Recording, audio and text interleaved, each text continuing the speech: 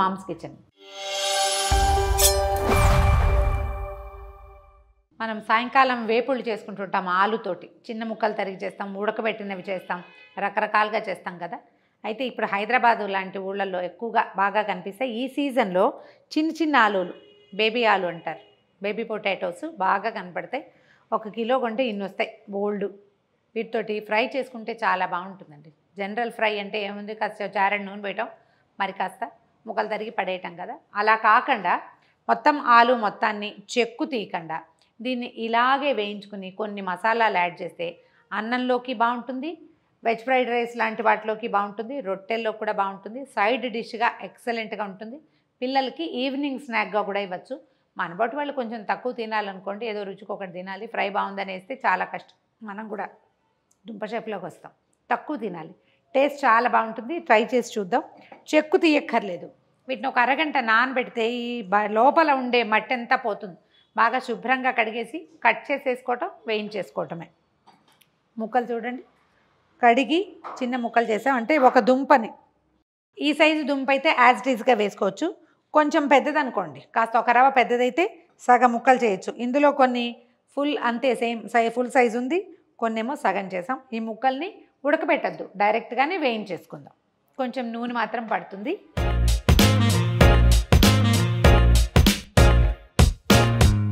మూకుడులో నూనె వేయండి, ధారాళంగా వేయండి, ఏం మొహమాట పడద్దు. ఎందుకంటే వేపుళ్ళకి నూనె రుచి. అప్పుడప్పుడు తింటాం కదా, పర్వాలేదు. అంటే పప్పులు, తాలింపులు, ఒట్టిగా ఇగుర్లు చేసుకునేటప్పుడు మనం ఆయిల్ తక్కువ వేస్తాం కదా. కానీ వేపుళ్ళకి తక్కువ తింటాం. రోజు వేపుడు ఎవరు తింటారు? ప్రతిరోజు ఫ్రై మనం తినం కదా.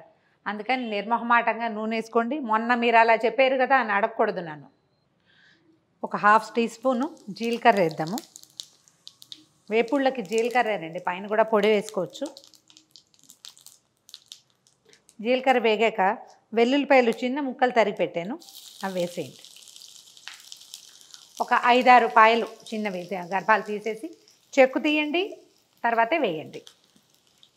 ఒక ఉల్లిపాయ సన్నగా ముక్కలు తరిగాము, అది వేసుకుందాం.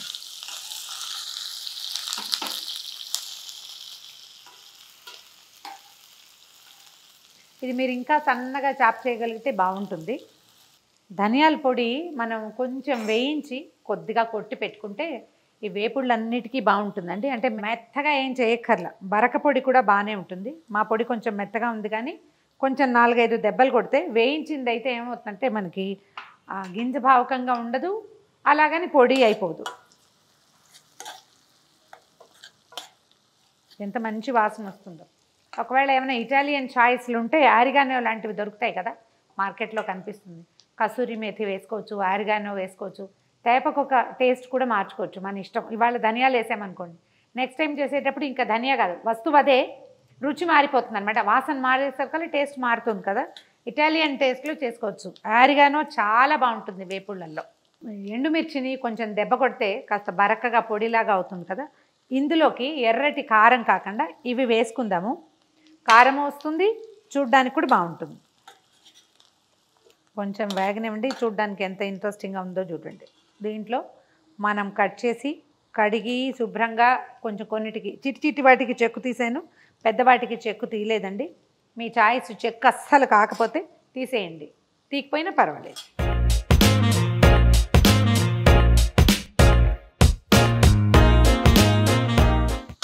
ఓ మాట కదపండి, మంచి వాసన వస్తుంది. 1-2 గరిటెల నీళ్లు చిలకరించండి దీని మీద. వేపుడు కదా అని అడగండి, వేపుడుకి ఇలా చేయొచ్చు, ఏం పర్వాలేదు. చాలు. మీడియం ఫ్లేమ్ మీద ఉంచి దీన్ని మూత పెట్టేద్దాము. ఈ తడి మనం చల్లిన నీళ్లు మూత వల్ల ముక్కలు చాలా చక్కగా సపల్గా మెత్తమెత్తగా అవుతాయి. తర్వాత మూత తీసేసి ఇంకొక 2 నిమిషాలు కనుక స్టవ్ మీద ఉంచితే ఫ్రై రెడీ అయిపోతుంది.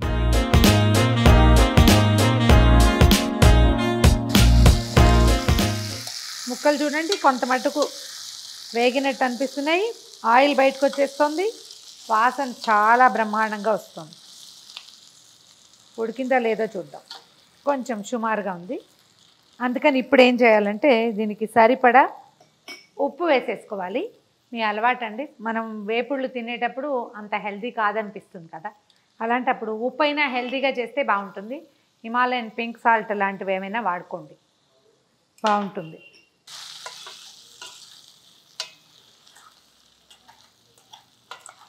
స్టవ్ సిమ్లో ఉంచి, ఇందాక మీడియం ఫ్లేమ్లో ఉంది కదా, సిమ్లో పెట్టి నిదానంగా మగ్గనివ్వండి. ఒక 10 నిమిషాలు పడుతుంది. మొత్తం ఆయిల్ అంతా బయటకు వచ్చేసిందండి, మంచి గుమగుమలాడుతున్నాయి. దీన్ని ఏంటంటే మనకి బాగా డ్రైగా కరకరలాడుతూ రాదు, చిన్న మెత్తదనం ఉంటుంది, రుచి బాగుంటుంది. మీకు అలా కరకరలాడుతూ కావాలంటే ఇంత వాటిని నూనెలో వేయించాల్సిందే. దీంట్లో 2 రకాలు వేసుకోవచ్చండి. పుదీనా వేస్తే చాలా బాగుంటుంది. పుదీనాని డ్రై పౌడర్ కూడా చేసుకోవచ్చు. ఎవరింట్లో అయినా మైక్రోవేవ్ ఉంటే, మైక్రోవేవ్ ఉన్న వాళ్ళు, ఓవెన్ ఉన్న వాళ్ళు కూడా కొంచెం పేపర్ వేయటం అంటే టిష్యూ పేపర్ వేసి పుదీనాని ఇట్లా పరిచేసి ఒక 1 మినిట్ కనుక ఆన్ చేసామంటే పుదీనా డ్రైగా అయిపోతుందండి. గ్రీన్ కలర్ మారదు, ఎంత బాగా వస్తుందో, భలే ఉంటుంది. వాసన చాలా బాగుంటుంది. పుదీనా పచ్చి ఆకు లక్షణం కనిపించదనమాట. దీంట్లో మనం పచ్చి ఆకు వేసుకుని చూద్దాం. కొత్తిమీర వేసే అలవాటు ఉన్నవాళ్ళు పుదీనా కూడా ట్రై చేసి చూడండి. మీకు కనుక పుదీనా వాసన నచ్చితే చాలా రుచిగా ఉంటుంది. కారం సరిపోలేదనుకుంటే మళ్ళీ కొంచెం అలా కారపొడి, మనం ఏంటంటే పచ్చి కారం కాకుండా ఇలాగ దంచుకున్న కారం వేస్తే బాగుంటుంది. బాగా కనిపిస్తున్నాయి కదా, కొంచెం పుదీనా వేయండి.